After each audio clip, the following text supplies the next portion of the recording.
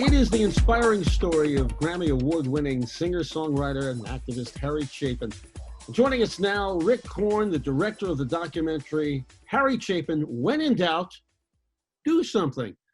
Also, Harry's son, Jason, a producer on the documentary, which follows the life of the legendary Harry Chapin. Film will premiere in theaters across the country and on virtual cinema platforms October 16th. Gentlemen, I welcome you both. I begin with you, Rick. This film features so many heavy hitters from Billy Joel to Bruce Springsteen, from Graham Nash to Harry Belafonte. Rick, where did you begin and what were you trying to do with this legendary artist? Well, first of all, thank you for having us on.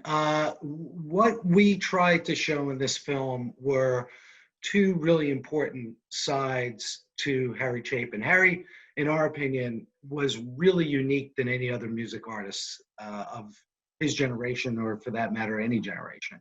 He was both an incredible singer-songwriter, and he was also an incredible activist that fought for those people that were hungry and impoverished.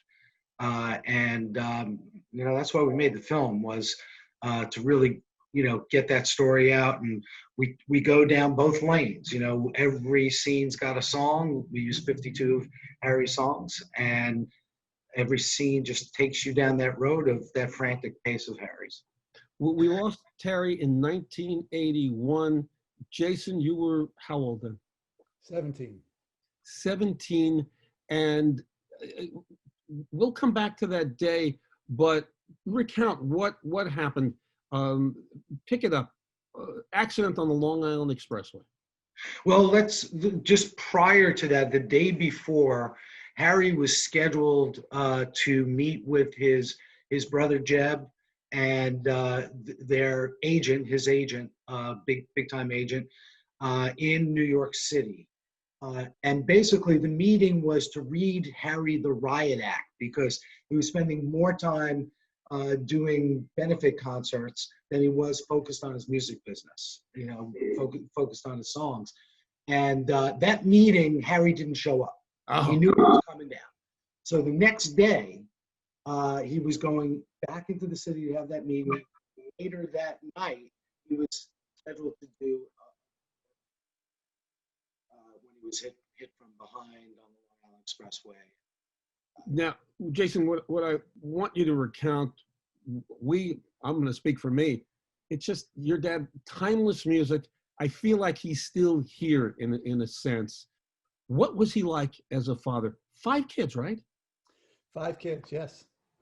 And, a very large extended family, and his family meant everything to him. So, he was heavily influenced by his older family members. He had a well-known grandfather was a painter, another well-known grandfather who was a very famous art critic and writer, and other relatives.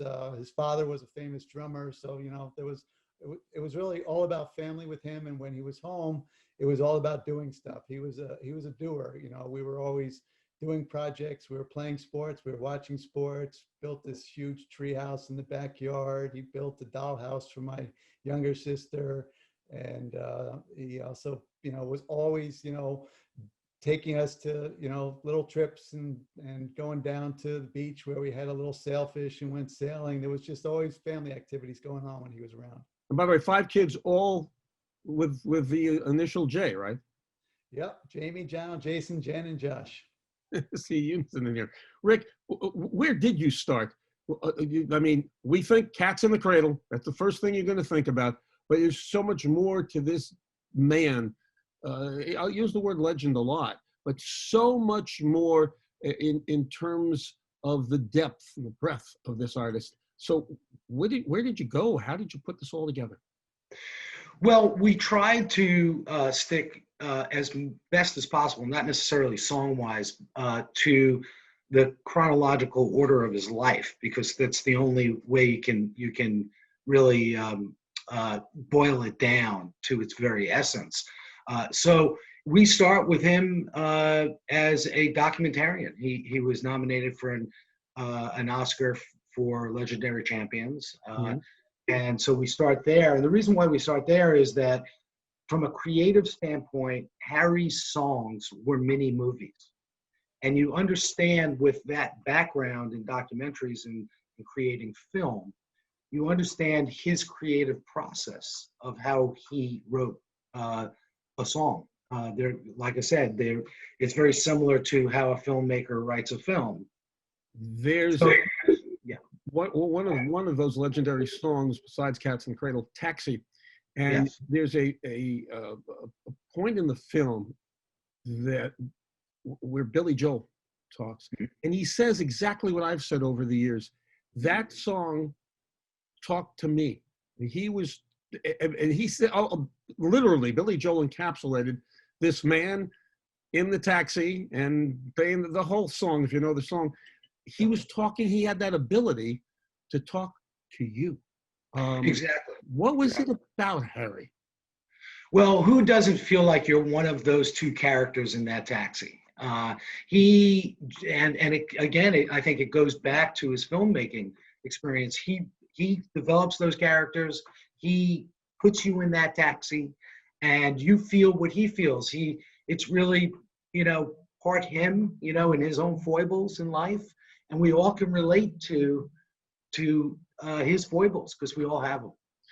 And Jason, was this kind of a cathartic experience for you and your siblings? Yeah, it was really emotional, just filled with lots of feelings because Rick and SA did tremendous research, and they were able to find film footage, interviews that I never heard before. They were able to digitize the memorial service, my father's memorial service.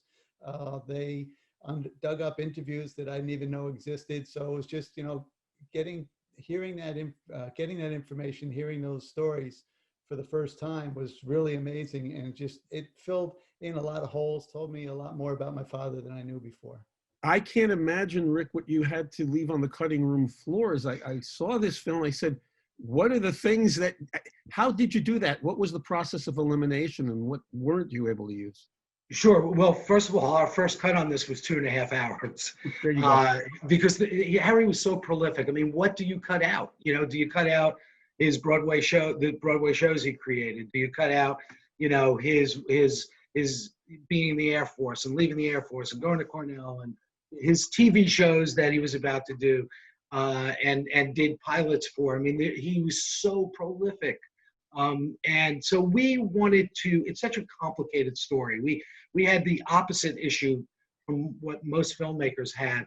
You're searching for that one or two things that really tells the story.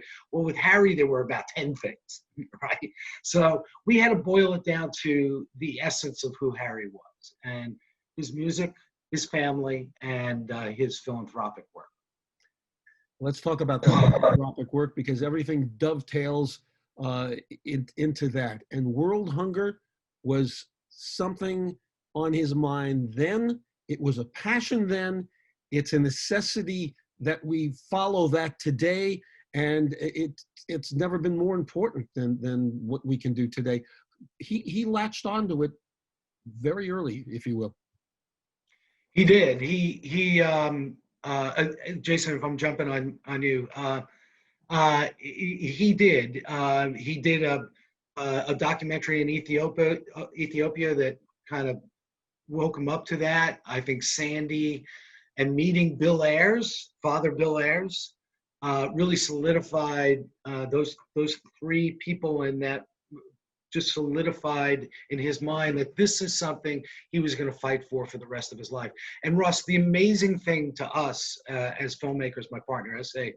Barron and myself, is the fact that we're in the middle of a pandemic right now, and that you have Long Island Cares and Why Hunger and the Harry Chapin Foundation literally saving lives. They're on the front line of the enormous hunger and poverty issue that we had prior to the pandemic, and it's increased since the pandemic. It's pretty amazing. And Jason, Rick mentions Bill Ayers. If I am correct, your dad went on his radio show. Is that the way the relationship started? Yeah, he had a radio show on this rock, and my Uncle Tom was on the show first, and they had a great interview. And my Uncle Tom said, you should really talk to my brother. He loves to talk. So my father went on, and they had instant chemistry. He and Bill got along great. They started, meeting and talking about things they could work on together. And then they quickly settled on, the issue that they felt was most important to tackle, which was hunger and poverty. And my mother was fully involved in all of those discussions and meetings. And she was always pushing my father to get more involved in other things beside music. And so they just started this journey together, and never knowing where it was going to go, but just realizing that it was something that they absolutely had to do. And Bob Geldorf gets involved. I mean, this became a giant concern. Bring us up to 2020 in a pandemic, and what goes on today to carry on the message with all the organizations put together. Well, I think it's very important to mention that my father's manager, Ken Cragen, Ken Cragen too. Was instrumental. After my father died, Ken Cragen got heavily involved and was the driving force behind We Are the World and Hands Across America. And he kind of says that my father was inspirational for all of that. And Harry Belafonte was also heavily involved because of what my father was doing. So you realize that the community came together and they all wanted to do something. And so, it really wouldn't have gotten to this point without the tremendous support of so many other musicians and fans and family members. And so fast forward, here we are in 2020, and Why Hunger, one of the largest anti-poverty organizations in the country that helps grassroots organizations do what they can to fight hunger and poverty. Long Island Cares, which is a major food bank on Long Island, serving record numbers of people, and they have tremendous support from individuals and corporations to do more than ever before. Harry Chapin Foundation gives grants across the country to organizations that are trying to make a difference. And so, all of this continues. My father's legacy continues because people care. People want to do something. They want to get involved. And these organizations have been able to continue his dream, which is to fight hunger and poverty. Rick, in shooting this and putting it together, you had so much, as you said, to go with. How much was new shooting? How much were new interviews? How much did you have to do in terms of additional footage shot over the past few years? Sure, a lot, because obviously with Harry not being alive anymore, you don't have the luxury of using his voice and allowing him to tell the story. So we relied heavily on his brothers and his children, Jason, Sandy, of course, Bill Ayers. Billy Joel was amazing. Did not realize how close Billy and Harry was before we interviewed him. Sir Bob Geldof was the last interview we did right before the pandemic hit. We flew to London and was expecting a 45-minute interview, and it ended up being 2.5 hours. But and of course, other people like Pat Benatar was fantastic. We interviewed, Pat, and you can just see the love pour out of Pat. And Robert Lamb, who the lead singer of Chicago. He and Harry and Harry's brothers were at Grace Church together in the same choir. Just incredible people. And then of course we had the Bruce Springsteen footage from the tribute concert that was done at Carnegie Hall, which was just so perfect. And the common thread, as I have seen it, is that they really adored this man, your father, Jason. Billy Joel made a very good point, and also he made a couple of good points in this documentary. And he said, I didn't know this. I opened for Harry Chapin. That was like, well, I was the opening guy for Harry Chapin, and then he was the main act, and he was really poignant. And he said, Harry made a point to come back to me and say, nice job, good going. He said he didn't have to do that. To that point, Jason, your dad was like that. He was just lifting people up, or whether it was in the business or outside of the business. What was that about him? I think he felt extremely fortunate to be a successful musician and to have the incredible influence that he had. He realized that he had an opportunity that was really unique. And so he felt an obligation to do something with his fame. And he also, I think, felt a little guilty about the money he was making, and he wanted to put it to good use. So he also was heavily influenced by Pete Seeger, who he thought, was always helping people, always, getting involved in other causes. And so I think it was just something my father had to do. There was no other choice. And money, you make very clear, was not the driving force. Pat Benatar makes that clear. She met him. She said he had no money. At the end of the night, she goes, "I have no change in my pocket." And I found that the point right there was money did not drive this man. What drove him? I think he needed to matter. He just wanted to make the most of his life, and he only had a 10-year career. But what he did in those 10 years just is remarkable. And I think he felt, that's what his life was about. It was working with people who really cared and getting involved in issues that really mattered, made his life worth living. It really enriched his life. Which brings us to Cat in the Cradle. And you use that song so well, but it seems like whether you're 10 years old, 20 years old, or 100 years old, it not only does it have meaning, that song's just there. You feel like it was just recorded, honest to God. And so, Rick, how did you use that in terms of weaving it through the doc? Well, it's such I don't want to say a sad song, but it's a very poignant song. It's a lesson that Sandy Chapin wrote the lyrics and Harry turned it into a song. But those words are a warning to all of us. So it's an evergreen, right? There's always going to be parents and kids for the most part. Right? So yeah, you used all of that constantly. And lessons to be learned, right? So the way that we used it in the film actually was inspired by Jason's daughter, Kate, who gave us this montage originally that we obviously expanded on and improved for film. But it was really her inspiration. What was interesting about her view of it is that song is still in American pop culture today. You bet. In every show from 2.5 Men to you can go on and on. Suddenly there's the song. And Jason, speak to that for a little, because the montage is incredible. It just showed up in pop culture everywhere, as you see in the documentary. Yeah, TVs, movies, all the time. And I think it's just because, we're so connected to our loved ones, our family members. And so it's just a reminder, and it's just something that, generations have passed down. So music is very powerful, but the message is very powerful. So I love when I hear that, fans of my father share the music with their kids and their grandkids, and the message continues. And talk about that message in Cats in the Cradle. There you were, his son. How much of that was your life, if you will? Well, about him not being around? Not being around, because he traveled a lot.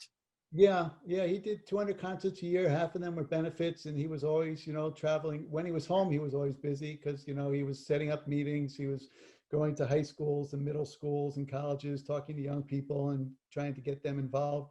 So, yeah, there was always a lot going on. But at the same time, we really looked up to all that he was doing, and we're extremely proud of everything that he was doing. And at the same time, being teenagers, we had our own lives. We were hanging out with our friends doing our own thing. But, it was a reminder. It was, I think it was written as a song to remind him how important family is.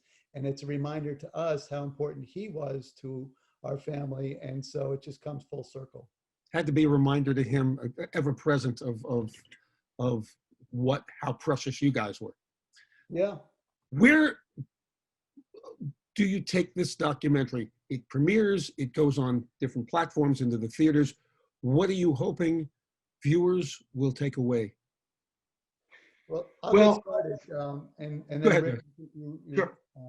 Go ahead, Jason. Things to say. So the message of the film really is, it's not just about a very unique individual and music and, getting involved in a cause. It's really the fact that he inspired many other people to get involved, And the most important thing I want people to come away from is not just that it's a really well done documentary, but it's about everybody has the ability to do something. Everybody can have an impact. We all want to make a difference, and this movie proves that everybody can make a difference. And Rick, from directing this to the message Sure. you want to send across. Well, I, agree with everything that Jason just said. Our focus was, let's create a film that is thoroughly entertaining, but most importantly, inspires people to do something about what's going on in the world. Jason and S.A. Barron and our other partners, we really wanted to get this film out now because we felt something popped up on the screen. We felt that it was an opportunity for people to feel a little bit better about the world. You got to go out and you got to do something. If you're unhappy with the way the world is, then go and do something about it.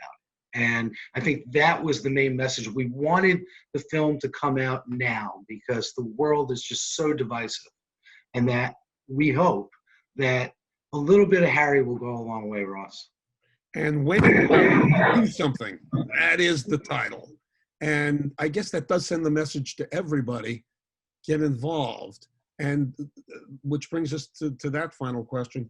How do they get involved? Jason?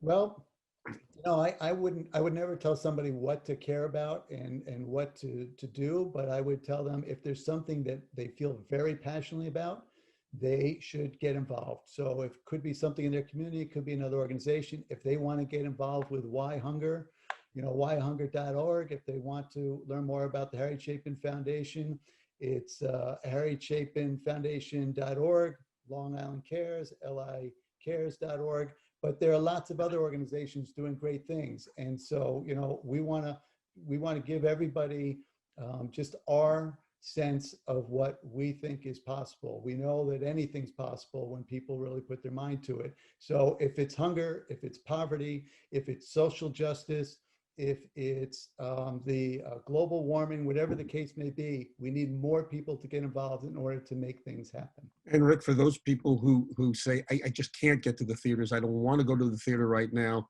talk to the platforms that they can go to watch this. Sure.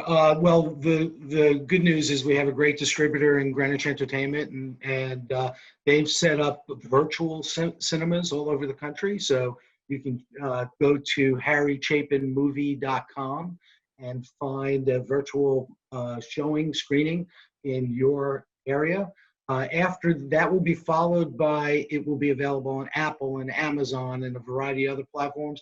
And then by October 30th, it'll be available on your cable system through TV VOD, video on demand. And by the way, music ran through the bloodlines of your family. Your grandfather, Harry's dad, jazz drummer, right? Yeah. And so that how many out of the siblings are into music? Well, my younger sister Jen is a singer-songwriter, and she performs a lot. And then the rest of us just applaud and admire. We are not musicians. I think there was a lot of it in my father's blood and my sister's blood, and I think that's enough for our family. But my uncles Tom and Steve are still playing around the country with former members of the band, John Wallace and Howard Fields. So the music continues. Well, for me, your dad was everything he did, effortless and with a real message from the heart, and it just lives on. It's Harry Chapin. When in doubt, do something. Jason Chapin, thank you. Rick Korn, thank you. We will look for the film, which premieres October 16th and moves on from there. And when in doubt, do something. Thank you, gentlemen. Thank you. Thank you for having us.